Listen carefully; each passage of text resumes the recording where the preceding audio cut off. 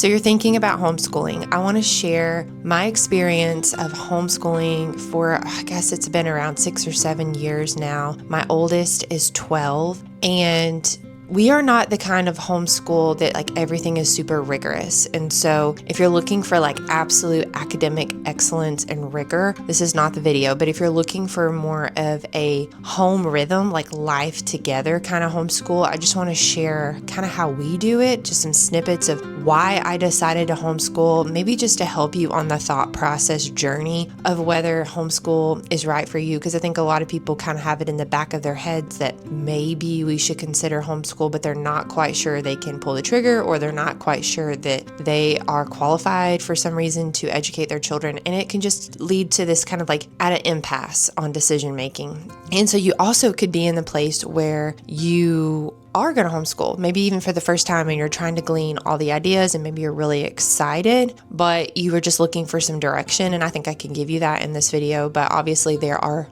also so many ways to homeschool. And so just maybe pick from what I say that just maybe see if you can like just glean a couple of ideas that are attractive to you and just take what works for you. As they say in the South, eat the hay and spit out the sticks. Not everything's going to work for you. And through this video, I am not going to necessarily always be showing you how I'm homeschooling. I'm going to kind of show you some snippets from the last year of what it looked like to be with my kids at home, and just kind of like a mashup of what life looks like at home. But it's not going to be like me showing you A, B, C, D on how we do it. Just want to give you a glimpse into how it could look. But you could also just watch this and listen to this as a podcast if you want. So hey, my name is Lana. This is Girl Teach Me. This whole channel is just to help mamas be more intentional and to feel encouraged on the mama journey. Because I don't know about you, but sometimes it's hard and I need encouragement. I need somebody to say, Lana, what you're doing is important, it matters, and I'm proud of you. And so I hope this channel can just be a little wind in your sails on the journey. If that resonates, stay and hit subscribe.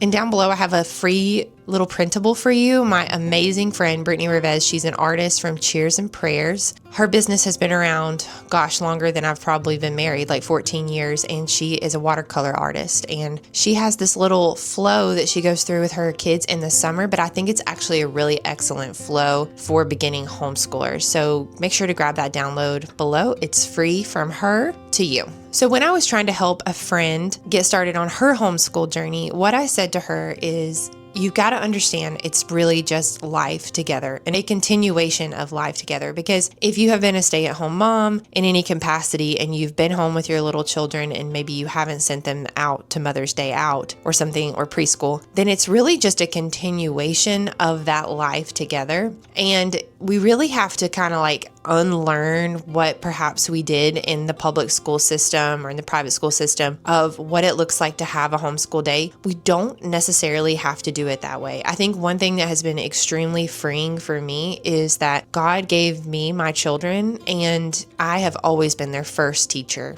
I've spent the most time with them. I know them basically better than anybody. And I do not have to have an education degree to educate my children. In fact, I just have to be a couple steps ahead of them. I just have to be extremely intentional. And the thing is, I also have to be excited about teaching them. I think that's one of the most overlooked parts of homeschool is if we do not design our homeschool in such a way that we are passionate about it and excited about it, then it's going to be hard for us to bring that passion and that fire and that excitement of learning to our children, because they're going to be able to feel from us that it's a drudge, it's a burden, and we have to homeschool them. And the truth is, we get to homeschool them. It's an honor, it's a privilege, it's a gift. And so for me, I knew instinctively that there's just certain ways that I was not built to homeschool. I have a very big classical conversations community where I'm at in North Carolina, and like, it's amazing. I so much respect for what they do. But after talking to a couple of moms who did classical conversations, I quickly discovered that's just not how I tick. That's not how I operate. I'm not making excuses for my shortcomings. I just know that's not how I'm wired. And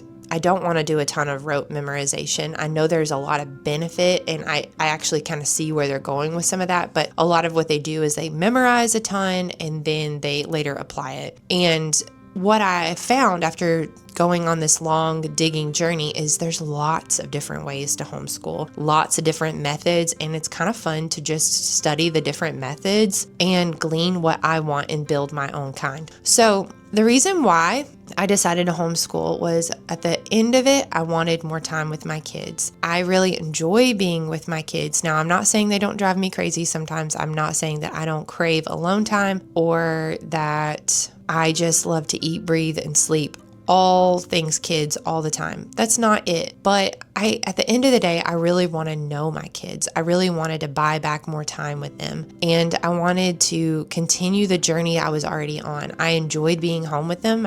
I did have depressing days. I still do. But I was loving being at home with them, and I didn't want to send them off somewhere else. And so, yes, I had a lot of nervousness and insecurities about homeschool and whether I was going to do it right and whether my kids were going to be educated well. But at the end of the day, I just felt like I wanted that time. The other reason was I wanted to know what my kids were learning. I wanted to be a part of that process. I didn't want to outsource that to somebody who may not have the same worldview as me, who may not even love the Lord or maybe even hostile to God. And I can't know where those people are spiritually. I can't know if they're healthy or not. And I have certainly been exposed to a lot of teachers over my educational experience who were very hostile to the Lord. And so for me, just looking at the landscape of the whole schooling system at the time, it was to put my kids in. I just did not have a peace about that. So yeah, that's why I decided. And also I had older boys, and I knew that sitting in a classroom for 8 hours a day is not suited well for boys, especially boys. So I wanted them to have the freedom to be outside a lot. I think being outside is super important for development. I think it's super important for our health and our well-being, our eyesight, so many things. If you ever read the book Balanced and Barefoot, she makes the case that kids need like 5 to 6 hours of free play a day to simply develop the things in the brain that help us learn to read. It's amazing, but when you spin or when you go upside down or things like that,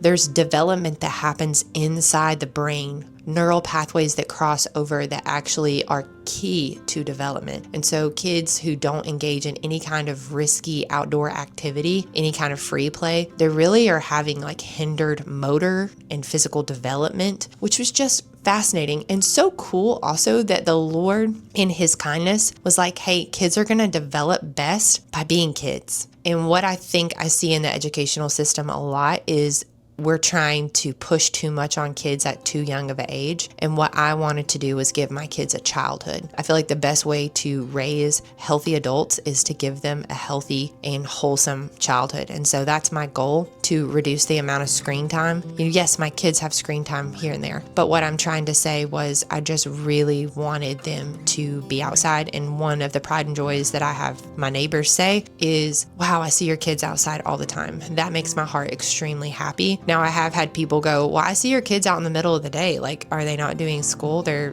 playing this or that in the front yard or the backyard. And the thing is, we don't have to homeschool in the set homeschool hours, the set public school hours. Homeschool can be life, and it can happen at different times. And it's okay if my kids take 2 hours in the morning to be outside. That's actually beautiful. And we can still get done what we needed to get done. That leads me to the next point, that I think a lot of what happens in the public school system, or just in the school system in general, public school, private school, all the things, some of it's very similar, is it's a lot of time wasted, a lot of time doing busy work or getting in a line or things like that. And so really we can get the bulk of our work done in 4 hours or less, especially if they're very, very little. And so one of the primary resources that influenced me the most was Jennifer Pepito's work in the Peaceful Press. So she has different curriculums. I started off with Peaceful Preschool, but really the most foundational part of Peaceful Preschool was just the parent guide at the beginning, because I learned so much on what she was saying about rhythms, what she was saying about supplies, what she was saying about good book lists, getting some good trusted book lists, what she was saying about just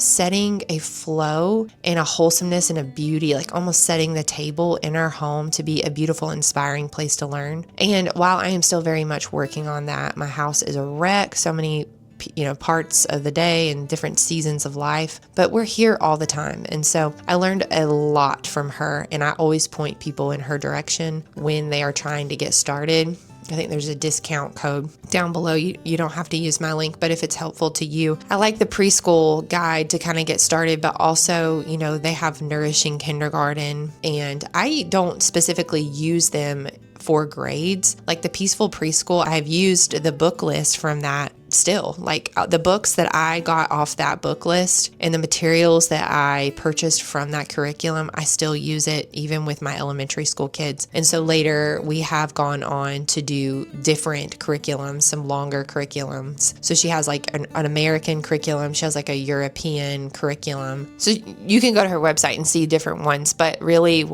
I don't follow necessarily what it says to do day by day, but I do the read alouds. I try to buy all the books. I'm not a big library person. I just know myself. I know that we tend to ruin library books. I'm late to bring them back, and I'm not a type A person, if you can tell.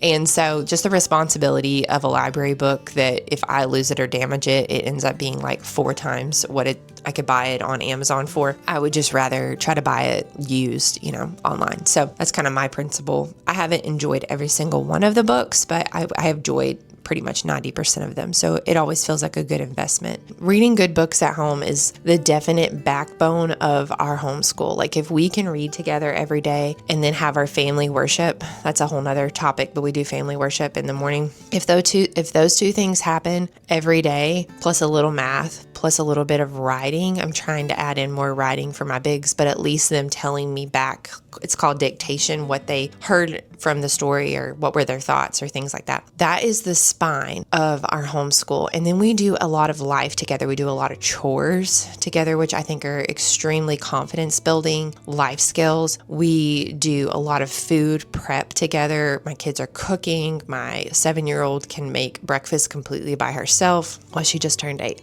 But everybody is involved in all of our life. I am coaching even younger children through basic chores. And so my goal is that I really want them to love the Lord. I really want them to be reaching their fullest potential as an adult. I'm not preparing the road for them. I'm preparing them for the road. And so I really want them to be equipped for life and to be an amazing person that we both still enjoy each other. That doesn't mean I'm always trying to be their friend, but I just that is what it is for us. We're doing life together. Sometimes we go and we just go to a nature spot we take the whole morning off when we go do that. And then we might come back in the afternoon. I might lay down the littles and then I might read aloud to the bigs.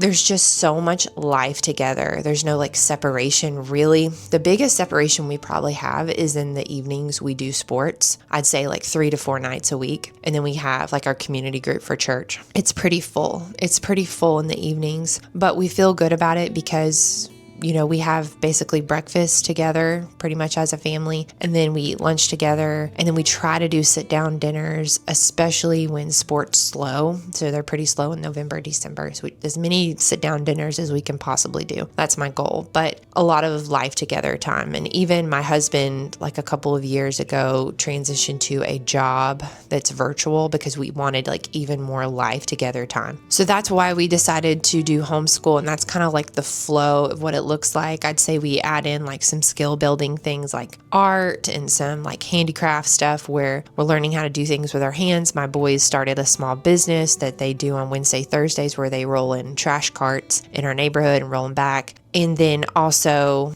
we have an outdoor co-op that we try to go meet up with a couple times a month. We used to do a weekly co-op, but it just was messing up our home rhythms and I was taking a whole day to recover from the co-op and a whole day to get ready for the co-op. And so just felt like it didn't fit this season of life of having a newborn. And so, co-ops though are great ways to meet like-minded mamas and to, get some kids some extra kid time. But my kids get a lot of kid time with neighbors and church and then sports. So I don't really worry about the socialization part. I feel like the socialization is a bit over dramatized because my kids can basically talk to adults. They can talk to teenagers. They can talk to 3-year-olds. And I'm really proud of that. I really want them to be able to talk to everybody. And I feel like sometimes when you're in the school all day, you really only know how to interact with kids that are your age because you spend 8 hours with them. So yeah, that's kind of my answer to the socialization piece. But I've got some other videos on the channel that I think can be a help to you with homeschooling, and I have a blog post down below that you should definitely check out. And it's all of my favorites with homeschool, my favorite supplies and things that have just stood the test of time. So I'll leave that down below, but I'll leave a video for you to watch next in case you want to just keep learning a little bit more and see a bit more of a glimpse of our homeschool situation. And I'll see you again in the next video. Just like I am, sharpens iron, making me stronger, calling me higher.